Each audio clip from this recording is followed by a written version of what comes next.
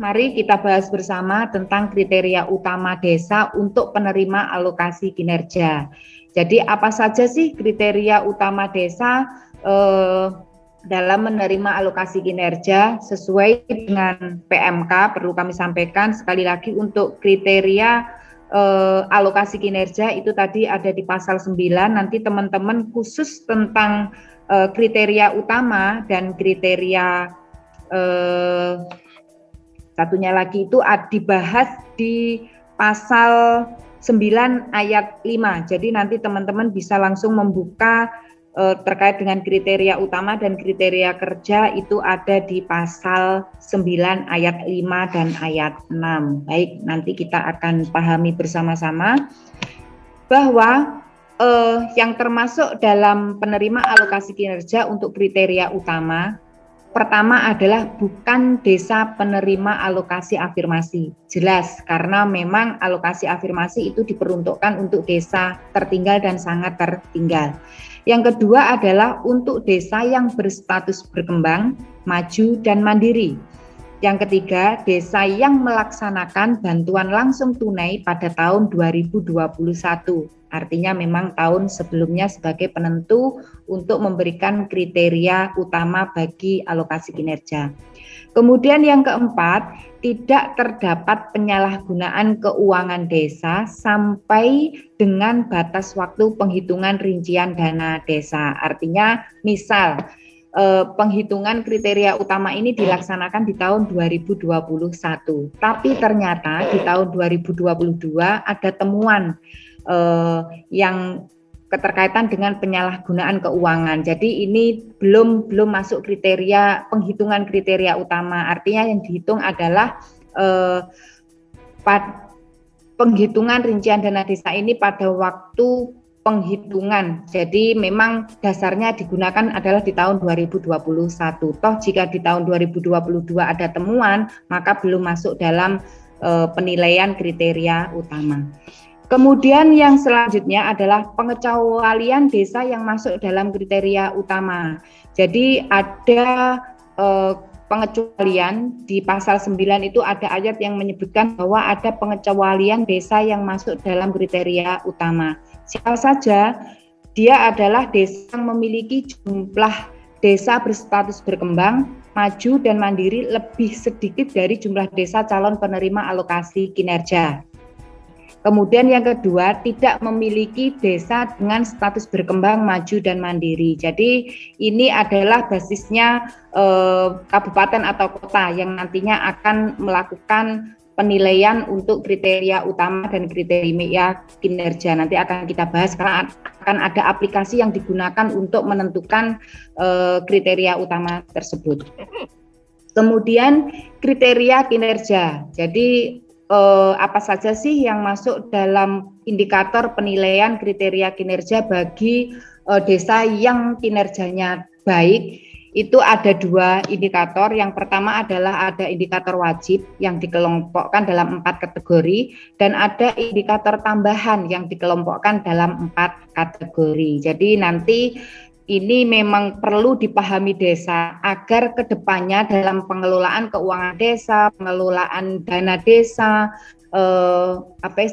dalam pelaporan dan sebagainya itu menjadi salah satu prioritas agar desa masuk dalam kriteria kinerja untuk desa yang menerima alokasi kinerja.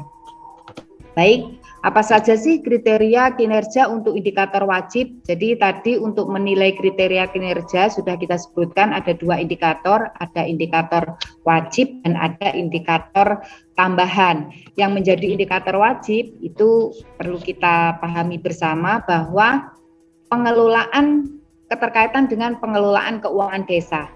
Nilainya adalah 20%, yang terdiri dari rasio pendapatan asli desa terhadap APBDes dengan bobot 50% dan rasio belanja bidang pembangunan dan pemberdayaan terhadap total belanja bidang APBDes dengan bobot 50%. Ini berkaitan dengan pengelolaan keuangan desa antara PAD yang masuk dalam APBDes ya, itu dibelanjakan masuk dalam bidang pembangunan dan masuk bidang pemberdayaan. Nah, ini yang perlu kita cermati bersama karena selama ini PAD-nya desa itu masih banyak yang digunakan untuk mencukupi kebutuhan-kebutuhan desa yang sifatnya di luar bidang pembangunan dan di luar bidang pemberdayaan. Jadi menganggap bahwa bidang pembangunan dan bidang pemberdayaan bisa di-cover oleh dana transfer sehingga untuk PAD masih digunakan untuk kegiatan lain di luar bidang pembangunan dan bidang pemberdayaan. Padahal dalam pengelolaan keuangan desa yang rasionya PAD terhadap APBD itu digunakan untuk belanja bidang pembangunan dan pemberdayaan itu alokasinya nilainya besar yaitu 20%. Kemudian yang kedua, pengelolaan dana desa itu bobotnya adalah 20%, artinya bahwa terdiri atas prosentase kesesuaian bidang pembangunan dan pemberdayaan sebagai prioritas dana desa terhadap total dana desa dengan bobot 55% dan prosentase pengadaan barang jasa dana desa secara swakelola dengan bobot 45%. Artinya bahwa kesesuaian dari bidang pembangunan dan pemberdayaan yang menjadi prioritasnya dana desa itu dinilai dengan bobot 55, sedangkan pengadaan barang jasanya yang melalui swakelola itu bobotnya adalah 45%. Kemudian yang selanjutnya adalah capaian keluaran. Nah, keterkaitan dengan capaian keluaran dana desa itu bobotnya 25%, terdiri dari prosentase realisasi penyerapan dana desa dengan bobot 50% dan prosentase capaian keluaran dana desa dengan bobot 50%. Teman-teman kalau memahami tentang poin 3 ini, keterkaitan dengan capaian keluaran, yang prosentase realisasi penyerapan dana desa dengan bobot 50% itu adalah artinya bahwa keterkaitan dengan penyerapan dana desa dari rekening kas desa. Sedangkan prosentase capaian keluaran dana desa dengan bobot 50% itu adalah pelaksanaannya. Ini nanti terlaporkan dalam laporan di aplikasi Omspan. Jadi ada prosentase serapan dan juga keluaran yang dilaksanakan oleh desa. Kemudian yang keempat adalah yang menjadi kriteria kinerja selanjutnya adalah capaian hasil pembangunan desa dengan bobot 35%, cukup besar.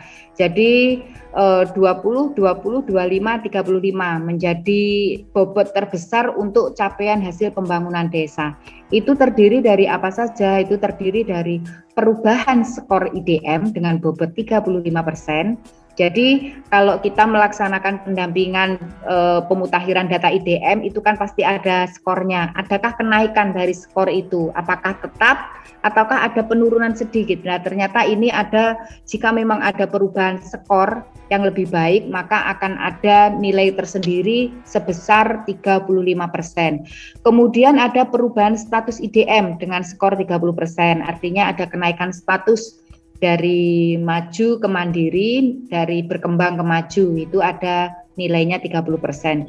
Kemudian status IDM terakhir dengan bobot 10% serta perbaikan jumlah penduduk miskin dengan skor 30%. Artinya yang mempertahankan IDM, status IDM terakhir, artinya tidak ada penurunan, juga ada nilainya 10%. Dan bagi desa yang ada perbaikan, jumlah penduduk miskinnya ada penurunan, maka juga ada nilainya 30%. Jadi memang ini sebuah rumus yang bagaimana cara mengisinya yang tahu hanya kabupaten dan kota. Jadi ada aplikasi untuk mengisi tentang kriteria kinerja untuk indikator wajib yang sudah kita sampaikan pada slide ini. Jadi memang ada laporan yang dilaporkan oleh Pemkab